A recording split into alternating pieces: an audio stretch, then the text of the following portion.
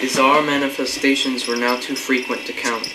Our lonely house was seemingly alive with the presence of some malignant being whose nature we could not guess, and every night the demonic baying rolled over the windswept moor, always louder and louder.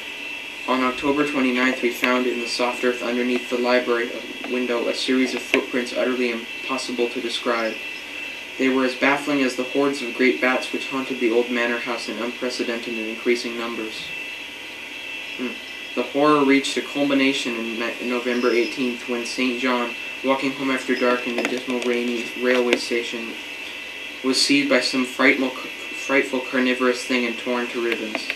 His screams had reached the house, and I had hastened to the terrible scene in time to hear a whir of wings and a vaguely black cloudy thing silhouetted against the rising moon. My friend was dying when I spoke to him, and he could not answer coherently. All he could do was whisper, "The amulet, that damned thing." Then he collapsed, an inert mass of mangled flesh. I buried him the next midnight in one of our neglected gardens, and mumbled over his body one of the devilish rituals he had loved in life.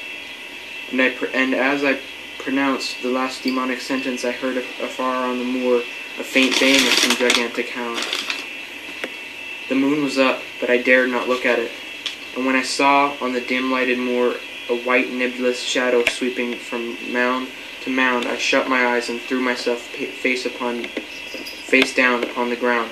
When I arose, trembling, I know not how much later, I staggered into the house and made shocking obeisances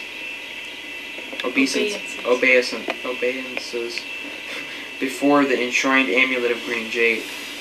Being now afraid to live alone in the ancient house on the moor, I departed on the following day for London, taking with me the amulet after destroying by fire and burial the rest of the impious collection in the museum.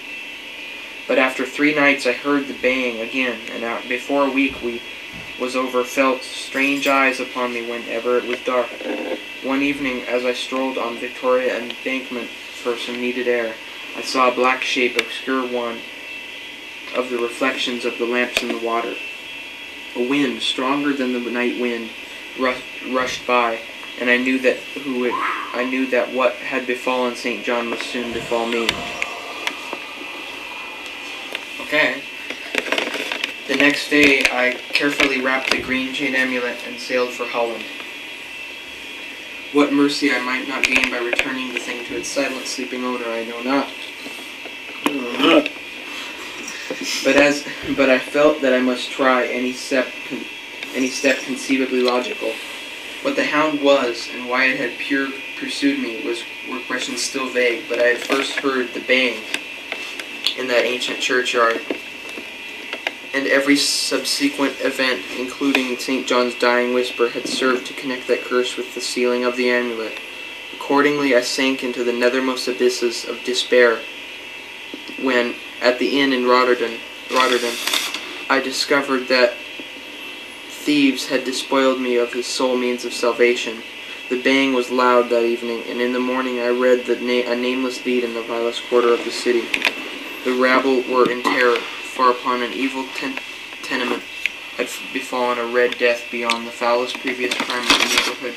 In a squalid thieves' den, as an entire family had been torn to shreds by an unknown thing, which left no trace, and those around who heard it heard all night a faint, deep, insistent note of a gigantic hound.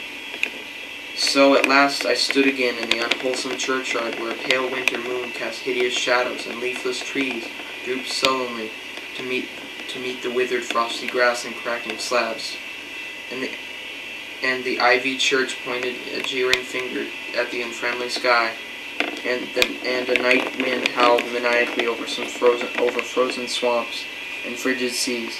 The baying was very faint now, and it ceased altogether as I approached the ancient grave I had once violated, and frightened away an abnormally large horde of bats which had been hovering curiously around it.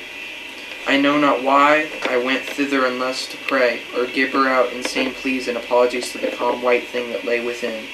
But whatever my reason, I attacked the half-frozen sod with a desperate desperation partly mine and partly that of a dominating will outside myself.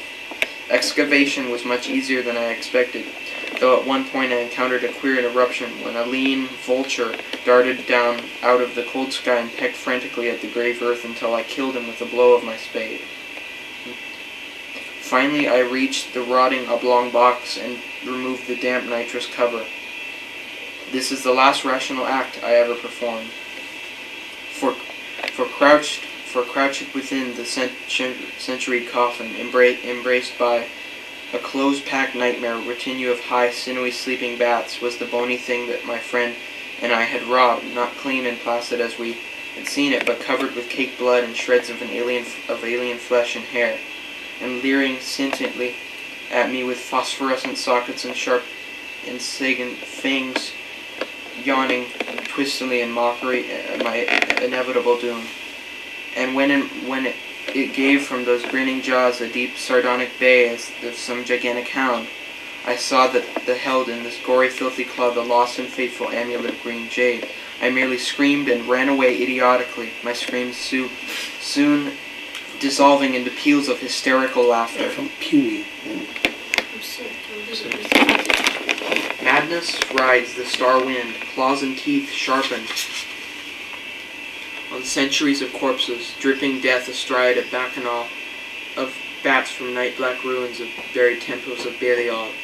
Now, at the baying at the dead, fleshless monstrosity grows louder and louder, and the stealthy whirring and flapping of those accursed web wings circles closer and closer. I shall seek with my revolver the oblivion, which is my only refuge from the unnamed and unnamable. And then I reached out